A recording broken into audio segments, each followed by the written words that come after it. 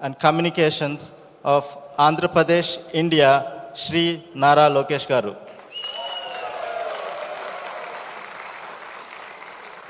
On behalf of 2,300 ITSOR members, 23 chapters across the country, it is our privilege to invite you as our special guest speaker. I would like to request our AV team to play the Nara Lokesh Garu bio.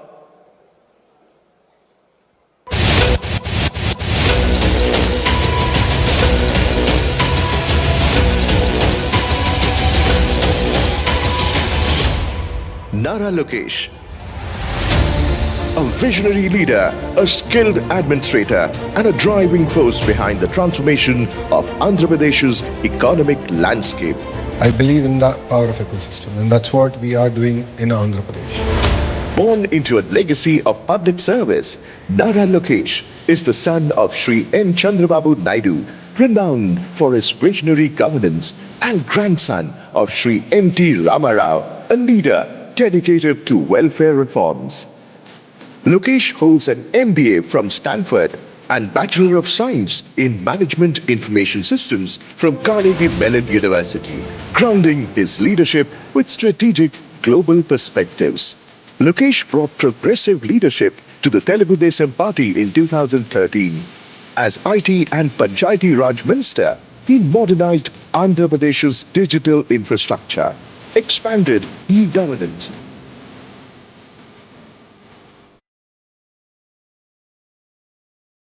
boosted rural connectivity, and attracted substantial IT investments. Under his leadership, Andhra Pradesh secured billions in investment across technology, infrastructure, and manufacturing. It's a privilege for me to be part of this infrastructure summit. For the state of Andhra Pradesh and particularly for this government, infrastructure is very close to our heart. Focused on tech advancement, transparency, and youth empowerment, Lokesh has pioneered digital literacy and e-governance to make Andhra Pradesh a tech-driven state. He developed a digital skill registry to align workforce development with future needs, championed healthcare, rural progress, and spearheaded smart city projects in Amravati and Visakhapatnam. His efforts turned Visakhapatnam into a fintech hub. Visakhapatnam is going to be the financial capital of Andhra Pradesh, no second thought about it. Engaging global manufacturers like Foxconn and attracting corporations such as Kia Motors and HCL to boost employment and cement Andhra Pradesh's role as an investment destination. From global classrooms to the heart of Andhra Pradesh, Nara Lokesh is building a legacy of growth, innovation, and opportunity through the state's investment-friendly policies. Nara Lokesh, shaping the future of Andhra Pradesh. Now please put your hands together to welcome our beloved guest, special guest speaker, Sri Nara Lokesh Garu. Please put your hands together. Please give grand welcome.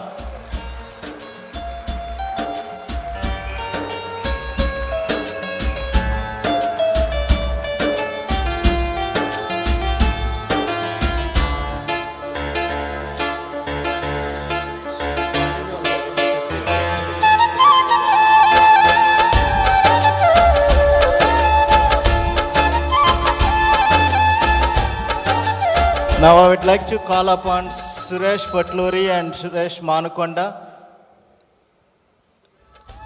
These are the two brains behind for this event. They worked so hard to make this happen. Please give a huge round of applause to these restless souls for last 6 months to make this happen.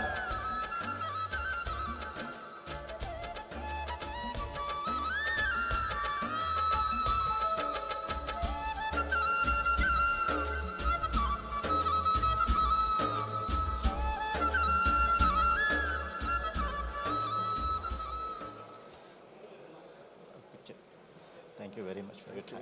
Yeah. I had a huge privilege to spend some time with him, very articulative, very knowledgeable. I felt he is the real deal, and the future of Amaravati is in safe hands. Trust me.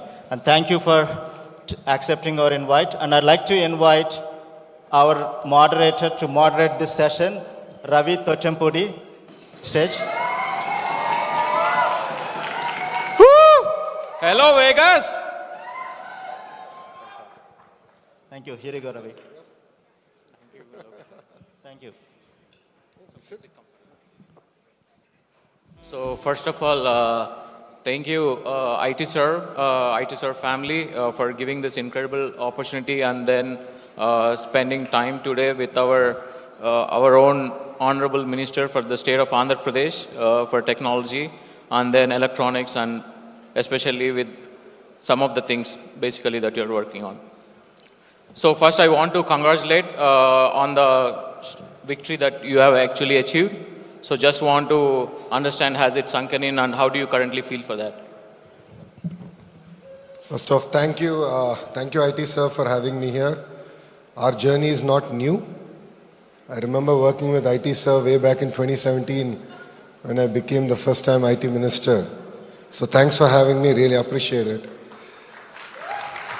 Please give a round of applause to our minister. And also one of the other, sir, I wanted to also understand what was the important lesson that you learned from your father, N. Chandrababu Garu, especially given his expertise in bringing the innovation to the state. No, I mean, you skipped a question. So which is? You didn't let me answer the first question yet. And I love questions, so. I mean, to be honest, victory was certain. But I think this kind of mandate took everyone off guard. This mandate has increased our responsibility. It's a great responsibility on our shoulders. We take it with all humility. There are a lot of aspirations that people of Andhra Pradesh have. And as a government, we really need to be focused on delivering on those aspirations. So I think we're going to meet midways in terms of delivering on that. And in terms of my lessons from my leader, is to be very patient and perseverant. If you see in his entire political journey, it's had great highs and great lows. He takes his highs as he takes his lows. And for me, that's been a great lesson.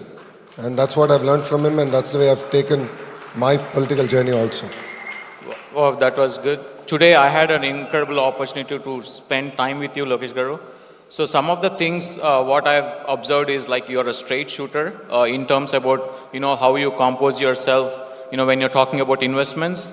Just want to understand, especially when you're trying to bridge some of the gaps, especially in terms about creating an enterprise, because a lot of our audience are mostly in small business enterprises. So when you graduated from Stanford and went back to India, you had a role at Heritage as a director. So when you actually ran both an enterprise company and then you came back into politics, how was that experience? Because a lot of our audience here would want to understand how to create an enterprise. I think that's a very good question. They're quite stark, they're quite different. In the private sector, when you are the boss, you decide the direction, you understand the journey, the results speak for themselves. If 1 month you miss something, you know where to correct. I think politics, you only get elections once every 5 years at the state level. So it gets very difficult to figure out whether you're in the right trajectory. And it's very important to remain grounded, meet people, hear from them, understand whether what you're doing is right and whether what decisions you're taking are meeting with their aspirations or not. So for me, that was very, very important. I think both journeys are mutually exclusive, but one thing I have learned being in the private sector and now in politics is building your team. You need to decide early on who can take you to a logical conclusion. I mean, who will be part of your journey. I think that's very important because when I joined Heritage, we had a crisis. Things were not good. We were losing a lot of money because of our retail expansion. Dairy was not bringing in that much of profit. So I had to decide early on the direction, trajectory of the business. Then I had to figure out whether the leaders believed in that vision or not. And based on that, I had to take decisions. I think politics is all about that also. I think you need people who believe in your vision, but also have that boldness to correct you when you're making mistakes. So in that sense, in terms of building your team, building the leadership in both organizations is something that I find very similar. Yes. So I think building upon that, also, you come from a legendary family, want to, building upon the legacy of your family, what is the vision that you create, especially like, for example, want to understand the expectations, like say, for example, when I was, going to engineering school, I had expectations from my parents that, are you going to be an engineer or a doctor? Coming from a family, with a lot of legacy, how did you manage your expectations? How did you, come yourself, like, finding those differences? I mean, even if you look at, even in business, when you come from a certain business family, the institution might have certain expectations on you. Similarly, in politics, there are greater expectations. People expect you to behave in a certain manner, respond in a certain manner. But if you look at my journey in politics, I've always broken the mold. I have chosen the road less traveled. Membership in Telugu Desam party was never a smooth affair. And in 2014, I chose that as my focus area. Similarly, in 2019, when I had to contest election, there's always a debate on which seat I should contest from. Generally, political legacies, and people, second generation, third generation politicians choose a safe seat. I chose Mangalgiri. And Mangalgiri is a seat that we did not win since 1985. So I said, I should try it out. I should challenge myself. And, political legacies are not about safe seats. I think we should choose a road less traveled. I lost in 2019 by 5,300 votes. I never felt bad. I said, I didn't have enough of time to convince the people of Mangalgiri on what Lokesh is. So I spent 5 years, I worked on it. I said, I'm going to contest from here. And in this process, a lot of people told me, why not contest from a safe seat also, just in case you lose? And I told them, if I do take an easy route or exit, that's accepting defeat, and I'm not going to. So I contested in Mangalgiri in 2024, and I'm really proud to say that I won it with the highest majority that Andhra Pradesh has ever seen, which is 91,000 votes. Wow. Again, after that, when the ministries were being selected, and when I spoke to Babu Garu about what I should do, and he asked me, what do you want? What do you think you want?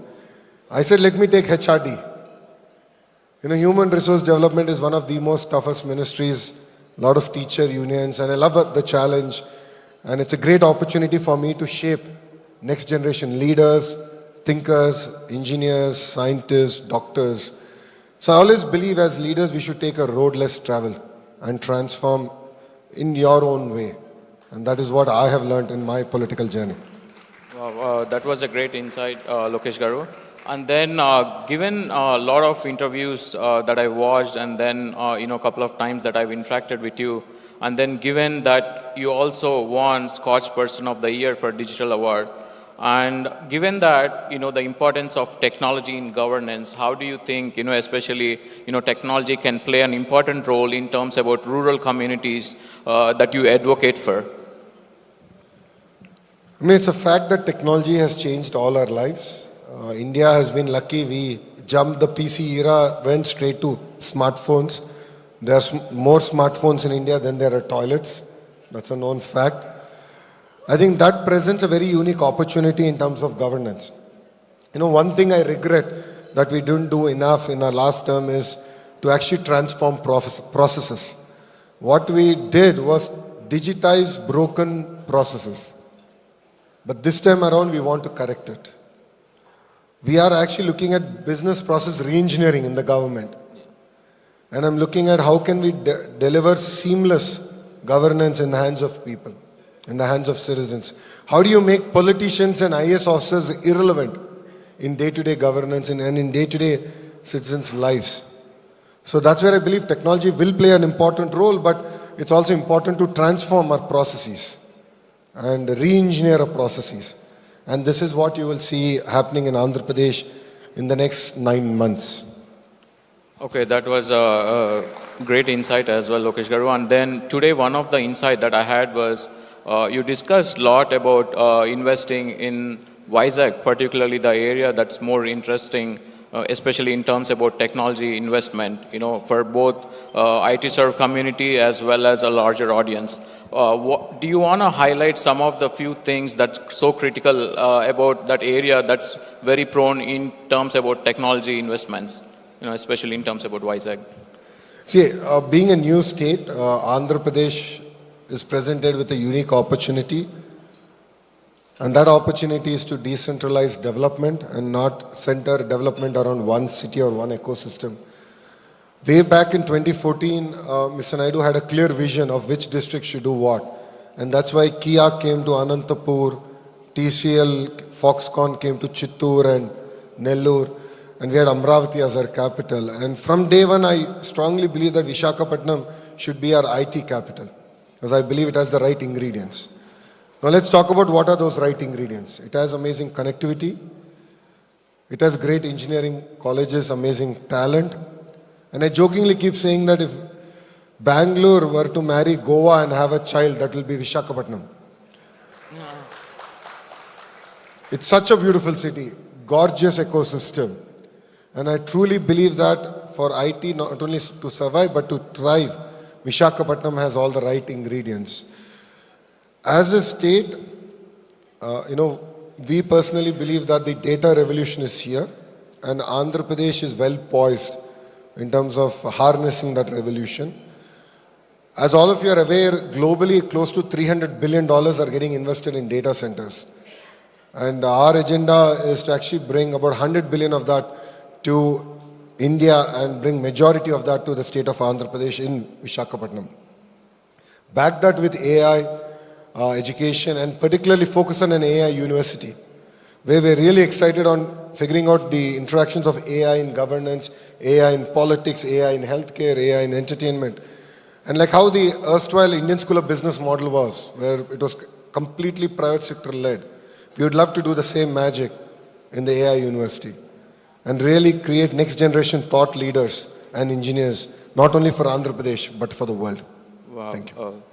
Thank you for that. And a little bit off topic and also a candid question, Lokesh Garu. So I heard, you heard from Indra when she was talking about her tata. I think a lot of audience in the room is waiting to hear this answer also.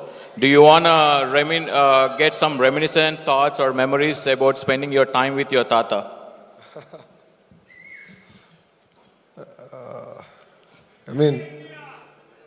Johar NTR. Annagaru is larger than life. And from my childhood, that's all I remember about him. And all of us were very scared as grandchildren. Because, he was a tall personality there. But he had a very emotional connect with all his grandchildren. And he personally named all of us. So, I got Lokesh because of him. And all my cousins have their names because of him. So he had a lot of personal attachment with all of us. But honestly, we were just too many of us for him to spend time and nurture our aspirations and ambitions. But he was very humble, and every birthday, we used to go meet with him, spend time with him. And the way he would share love and affection is to feed you to the extent where you'll end up throwing up. I remember this so well. And that is the way he would show love and affection for all of us. He's left behind a great legacy for us to lead from the front and to take it forward. Wow, I think everybody, goes back to their memories with spending their time with their family. Coming to the topic about technology again, the state of AP basically is called Annapurna, which is rice bowl of India. So for that, basically is the bedrock is farming and farmers. So given, and I also see a lot of times you spoke about, ecosystems, like, developing ecosystems. So just want to understand how are you going to strengthen that ecosystem? So which is like basically kind of creating how to impact their lives. No, I mean, all of you know I did a Padayatra. In my Padayatra, I had a great chance to interact with farmers across segments. So I met palm oil farmers, paddy farmers, mango farmers, date farmers, banana farmers, mirchi farmers. You know, what was fascinating for me is that they're working hard, they're investing money ahead of time, and they're not sure at the end are they going to make money or not. And they're doing this every crop cycle. So the way I looked at it, I said, you know, there are two parts of this equation. One, we need to reduce the cost of production. Two, how do we grow commodities and variants of our commodities which we can take to the globe? Now, I'll give you an example. I mean, all of us know that Rayalaseema is known for mango. But predominantly we grow varietals that we want. Why can't we grow varietals that the world wants? And varietals that Europe wants, Japan wants, which are also higher value in nature. And that's where I believe that state can play a very important role in guiding farmers. Similarly, our dates is another big area. Banana, dragon fruit, chiku is another area. So I think there's a lot of work that we can do as a government in terms of guiding farmers, giving not just subsidies alone, but inputs and even strengthening it with research stations and ensuring that the optimal output and productivity comes from the respective farms. So for me, that's of great interest and passion. The same thing applies even to, palm oil farmers. If you look at it, thanks to Annagaru, Andhra and Telangana, the two Telugu-speaking states have a very important role to play in palm oil, and we help government in terms of saving our forex. We have to support them, but we have to be in the smart way. We have import duties and exports subsidies based on the inflation. So how can we have a table making it easy so that government can take appropriate decisions? For me is very fascinating. So these are, I think, interventions you'll see at a policy level that will come up. And I truly believe that Rayalaseema particularly has a great opportunity to leapfrog in agriculture. It's amazingly fertile soil, and just giving water through drip and giving extension to the appropriate horticulture crop, I think, can truly transform agriculture in that sense. And the last bit I'd like to add is technology plays an important role, more so from government's ability to map which commodity is being grown where and in what quantities, and how should government be prepared in terms of sale price hikes or slumps. Because there are days when tomatoes are highly priced, there are days when tomatoes go for 10 paisa, 50 paisa kg. So I think our government's ability to forecast that, prepare for that, and guide, advise farmers for that, I think will be very important, and that's something that we'll work on this time. Yeah, on the context of that, I've seen in your previous turn, you also attended Davos, and given that context, wanted to understand what is your strategy for attracting a lot of FDI, because I've seen you have delivered successfully on the government promise for Kia, and also you're quoting Foxconn and Brookfield. What do you see your strategy for, bringing a lot of FDI investments to the state of AP? Fundamentally, two things. Number one, India requires a lot of policy intervention at the national level to attract greater investments to our nation. See, today, honestly, it's not just about competing amongst ourselves as states, but we are also competing with other countries. I'm competing with Vietnam for attracting electronics investments. I'm competing with Ecuador on aqua exports. I'm competing with other countries on agri-commodities. So it's very, very important that we largen the pie, create a very conducive environment for medium, large corporates, global corporates to look at India as their hub. Second, it's no longer about ease of doing business, it's about speed of doing business. So all the business process re-engineering that we're doing as state is to focus on speed of doing business. So when I met Chandra sir, who's the chairperson of Tata Sons, and I was asking him what his advice to me would be, he said, just focus on speed of doing business. And he said, today corporates are spending $2, $3, $5 billion on each project. I mean, imagine a 6 months delay. It'll throw their entire business plan out of shape. 6 months delay would result in losses that they have to carry forward on their balance sheet.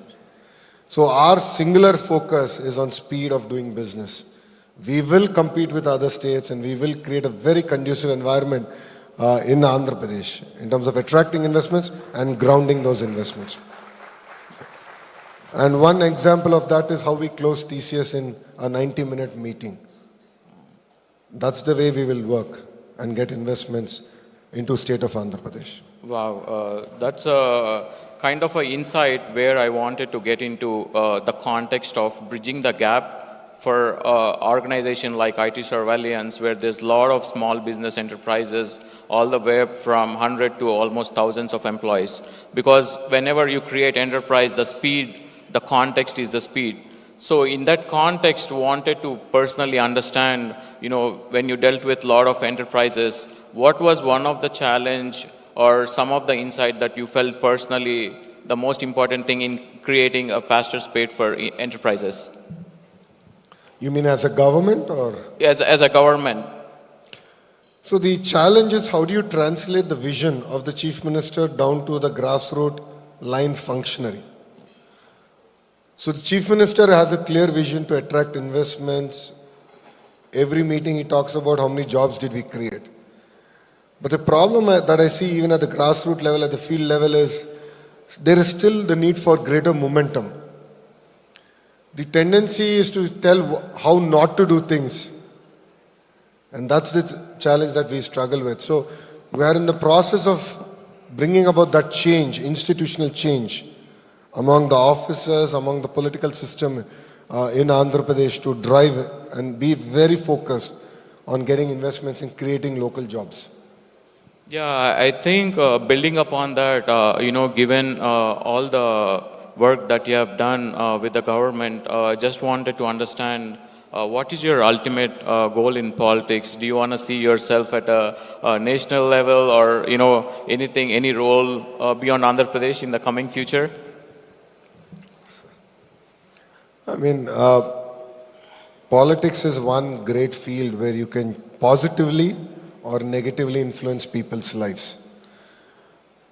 Being a third generation politician, I see this as a great opportunity to really transform things. There's amazing aspirations at the grassroots level and it's important that we meet those aspirations and deliver. And after that, it is for people to decide where I should be. People of Mangalgiri in 2019 felt that, I had to serve them for 5 more years before giving me a chance. And when they gave me a chance, it is with a majority that Andhra Pradesh has never seen. So I think that's the beauty of the political system. So, we are here to serve the people, we are here to create amazing policies, attract investments, create jobs, create ecosystems, and then it is for people to decide whether I should be a gully politician or a Delhi politician. Oh, so given that, Lokesh Garu, one of the other thing, a lot of, people in the audience would love to know is, you were back home at the ripe age or early age of 32, 33 to run an enterprise and to get into government. So what would be your advice for a lot of, young and dynamic leaders out there? For example, we have some of the few, IT Serve members who went and contested back home, like Ramu Garu from Guruvara or Yarlagadda Garu, and then also Suresh Garu. So what kind of advice, do you want to really give to, young people out there who really want to go out and then do public service? No, my advice to everyone has been is, first you need to settle down financially. That's very, very important. Today I am able to do what I want to do for the single reason is because Brahmani takes care of me and pays for my credit card bills. Not everyone is lucky in that sense. I'm very lucky. So I keep telling, when I met Ramu, Suresh Garu very early on, that was my advice. First be financially stable, come into politics to serve people. That should be a true calling. Nothing but that. When that is clear, come to politics. And the only way that can be clear is when you have financial security, when you don't need to depend on politics for any income. So I always advise all the youngsters, first settle down, be financially independent, stable, and definitely as Telugu Desam party, I call ourselves as a university. We have this ability to create leaders who went on to lead even Telangana, and that is the beauty of Telugu Desam party. We create leaders, we give people opportunity to lead from the front, and if you look at it this time, in the 160 odd seats that we contested, close to 70 of them were actually first timers who were contesting. And that's the beauty of Telugu Desam party. If you look at it as an alliance, out of the 164 people that have won, close to 88 of us are first time MLAs. 17 out of the 25 ministers are first time ministers. So I think that's what makes Telugu Desam party very unique. So basically, you have a new blood coming to power. So at the same time, in that context, also want to understand, you've been traveling a lot, to different countries at different occasions. I know it's a lot, especially for entrepreneurs out there, that they're spending time away from their family. So would like to know what kind of things, you generally pursue to have a downtime or, to keep stress at bay generally. People would love to know. No, I think you should take life as it comes. There is no need to be stressed. What I've realized is when you're stressed and you take decisions, you end up making a lot of mistakes. So I've learned the art of breathing. So when I'm disappointed, when I'm upset, or when I feel a little bit of stress, I actually learn to breathe. And that really de-stresses me and makes me calm, and that enables me to take right decisions. Your destination, in order to reach your destination, and it could be politics, it could be business or any field that we chose, it's never a straight line. There are going to be amazing highs and there are going to be the worst lows. And what I've learned from our leader is you should take your lows as you take your highs. Then life is constant, life is good. Never carry stress home. There is no need to carry stress home. I believe that the stress of work should be left outside your door. When you go home, you should spend time with your family. No second thoughts about it. But saying that, if there are no sacrifices, you really cannot achieve what you want to achieve. Every day I never sleep before the date changes.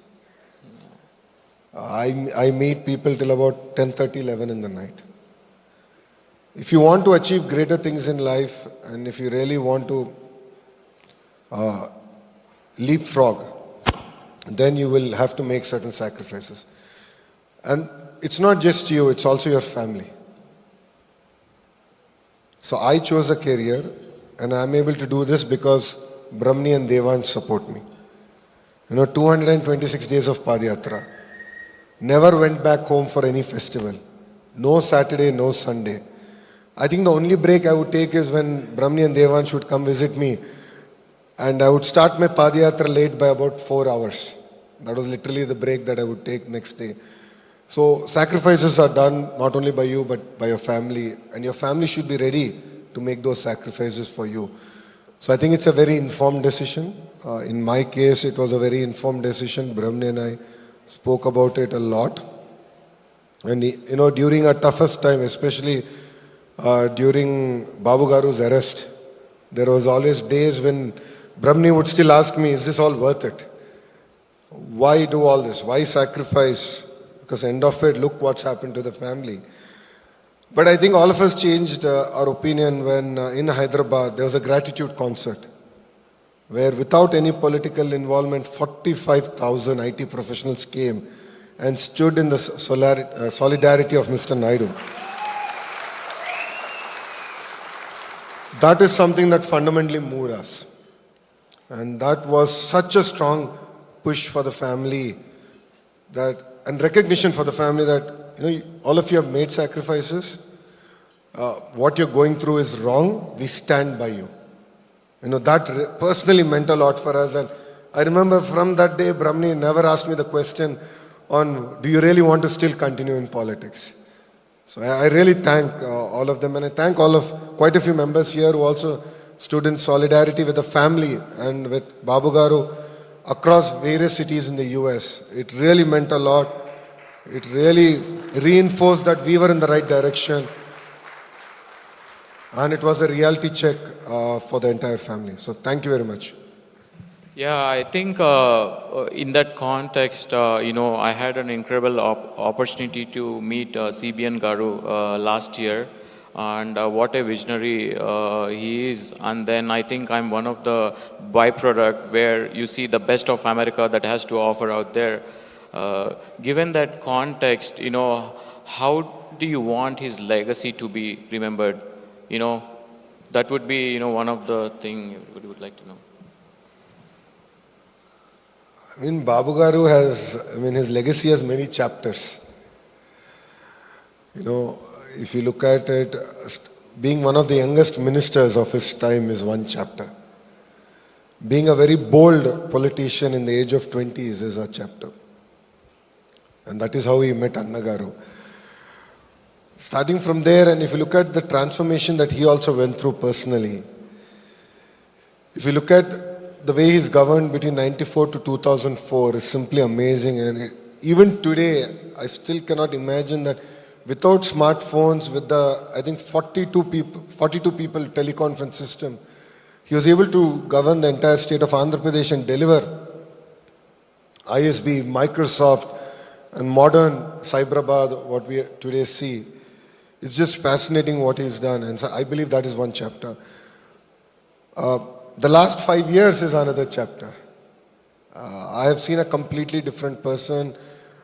His commitment, his perseverance, his persistence, even during the darkest moments of his life, which none of us imagined would ever happen, for no mistake of his, when he was sent to Rajahmundry jail, it never moved him. He was very strong, very focused. And the most surreal experience for me was when I went to see him the first time. I still remember, I got down from the car and there was a plaque which said in 1998-99, Babu Garu modernized Rajahmundry jail. And there was another plaque next to it, which was the building where I met him, the Mulaqat would happen, which again was rebuilt by him between 2014 and 2019. So, if you look at him, he's left such amazing legacy wherever he was and the kind of governance he's done. And I believe the best is yet to come. I believe best of Babu Garu is yet to come. Andhra will see a completely different man, and he will script a completely new legacy for himself. Amravati is a legacy that he's going to script. Vishakhapatnam is something that he's going to script. What he's going to do for Chittur, Kadapa, Anantapur, Kurnool. You'll be simply amazed. Because today, the way he's looking at governance is 100 days. He's not saying, I'm here for 5 years. He's saying, this 100 days I'm supposed to do this. Each minister is supposed to do this. Where are you? So already our first 100-day report card came, and the next 100 days we are already on the sprint to deliver. So I think the best of Babu Garu is yet to come. Wow. So everyone in the audience is actually rooting for you on the state's success, Lokesh Garu. So given that, I also understand you had a lot of background in technology and management. So what actually inspired you to come into politics? What is that, what does it, tick you? What is that passion, So I remember this very well. This was in 2004, after Babu Garu last election. I went to a wedding with him. It was a 5,000 people wedding. I remember it very well. It was a hall of twice this size in Hyderabad. And he entered the hall as leader of opposition. He just lost an election and a year into it. And what amazed me is 5,000 people standing out of respect for him. And that moved me personally. In power, out of power, the good work he's done always will stand and will always live along. So that is where I felt it was very important for me also to serve people, and no other field. It could be philanthropy or it could be even the private sector would give me that kind of respect. And that is the day I decided that my true calling will be politics, and I will join politics eventually. Wow. So I think personally in that level, one of the thing I wanted to, ask you also is, given that context, the passion and the drive that you have, in terms about building the enterprise, want to understand how IT serve community and the state, can act with each other in terms about like, skilling or upskilling and creating a bridge for a lot of, investments. Especially not only in terms about IT, because it's not only IT, so especially in terms about pharma or also healthcare sector. And then today, when I interacted with your team, Mishra Garu, also one of the important thing that I took away is you had a lot on your plate. So given the context, just want to understand, what kind of, medium that you want to create for IT serve to interact. I truly believe it's a two-way street. One of the agendas with which we are now working is how do we double the per capita income of Telugu people here in the US, all across the world. And one thing we want to work with IT service, how do we skill up all our IT professionals in the US and across the world? How can you get them ready for the next generation technology wave, the AI wave and so on and so forth. So that's an area of great interest for us as a state of Andhra Pradesh. The second bit, Andhra Pradesh is open for doing business. We are ready. We will match it with speed of doing business. I'm leading a delegation in which we have a very young IAS officer who is the CEO of Economic Development Board. As you said, all of you have interest not only in IT, it could be tourism, it could be education, it could be healthcare. And as a state, we are ready. We are ready to make this an amazing journey. And together, I believe that all of us can transform the state of Andhra Pradesh. One thing I've personally noticed, the difference between 14 and 19 and now 24 to 29 is there's renewed interest. And there's greater commitment saying that let's do it now. I see that in everyone. I truly believe that last 5 years seems to be a bad chapter in all our lives. And all of us feel bad and we really want to work hard and really do good for our state. And as a minister and as a delegation, we're really excited to take all of you back and actually showcase what we can do best and what are the areas that together we can develop the state of Andhra Pradesh. Wow. A round of applause on a lot of insights that Lokesh Garu has shared. And Lokesh Garu, I also watched the drone conference that happened in the state of AP, and then you also received Guinness World Records for that show. So just want to understand in terms about the buzzing technology right now. A lot of people understand about AI, blockchain, and quantum.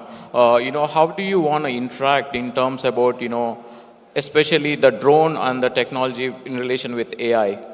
What kind of technologies that you want or you think the state should implement going further? I mean, as we always say, crisis is an opportunity. When we had floods in Vijayawada, it's one event in 248 years, if I'm right, where half of the city was actually flooded. We piloted drone delivery of relief material. This was not purpose-built drones. These were agriculture drones. Jugaad India model, we had a basket hanging, we put what every house needs and we started delivering and it actually worked. And we've realized its power. I wouldn't say it's we've solved the problem, but I believe that we found a solution that we can now really expand and take it forward. Saying that even in governance, I believe technology will play a very important role. AI will play a very important role and I'll explain why. This is something I already shared in one of the meetings today. As soon as I became minister, a person messaged me on WhatsApp and he's a disabled student. Andhra Pradesh government enables them to take 5 subjects and not 6. Whilst when you apply for IIT and NIT, you need to give 6 subjects marks. So they said, because of this technical reason, we are not able to get into IIT and NIT, please help us. So I had a very young IAS officer working for me in one of my in school education department, and I told her we need to find a solution. So with her interest, she searched, she went back, found a 1992 Geo that enabled me to average the 5 subjects marks and give it for the 6 subject mark. Very simple geo, you would think, but we've fundamentally changed the lives of 45 disabled children. I mean, these are children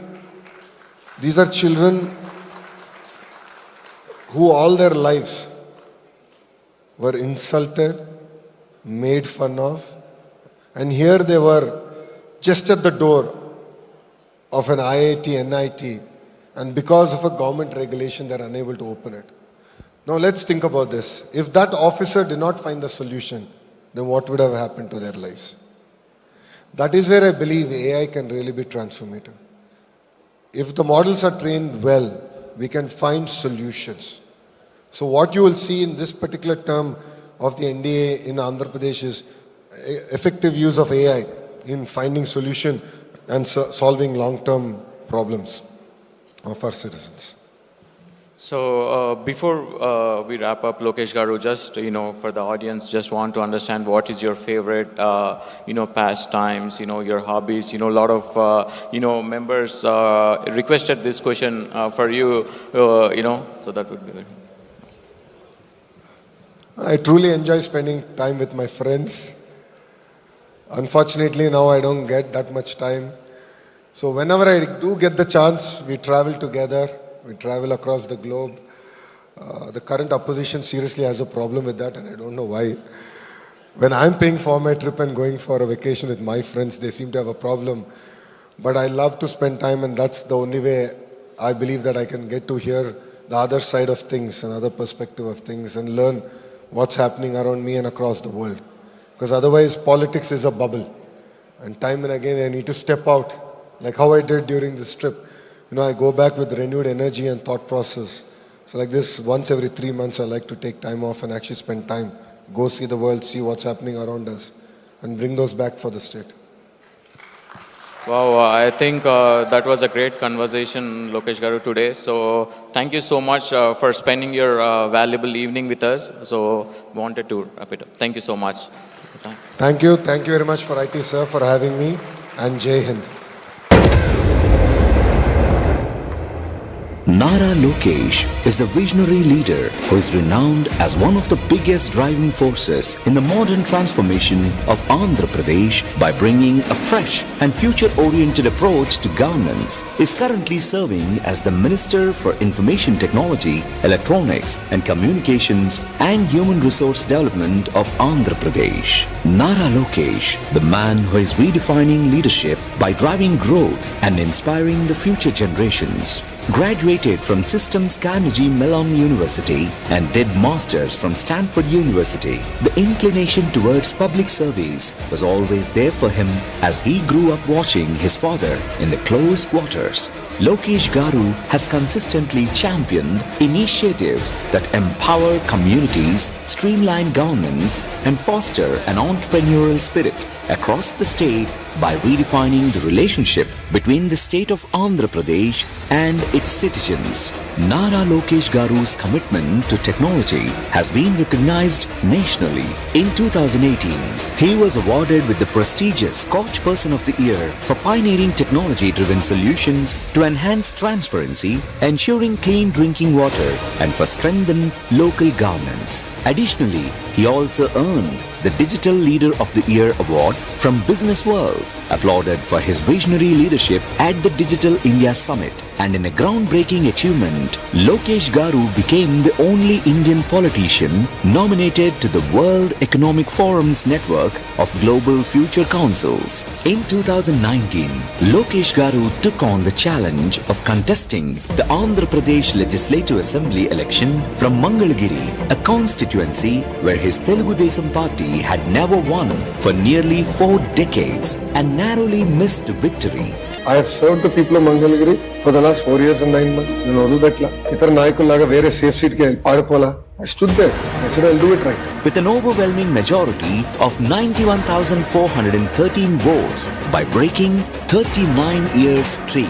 Under Lokesh Garu's leadership, Andhra Pradesh is making significant strides in digital transformation and skills development. His policies are attracting investment and fostering an ecosystem of opportunity for young talent, positioning Andhra Pradesh as a leader in technology and innovation across India. With an unwavering focus on resilience and progress, Nara Lokesh Garu continues to champion initiatives that build a brighter, more inclusive Andhra Pradesh. His vision is clear, a prosperous, forward-looking state that leads by example.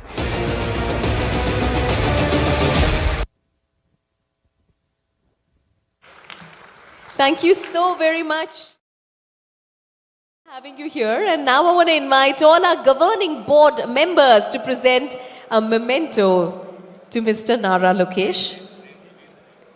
Amar Varda, Gopi Kandukuri, Vinod Babu Oppu, Raghu Chittimala, Devendra Erabolu, Vinay Mahajan and Jagdish Musali, that is our governing board members at the IT Serve.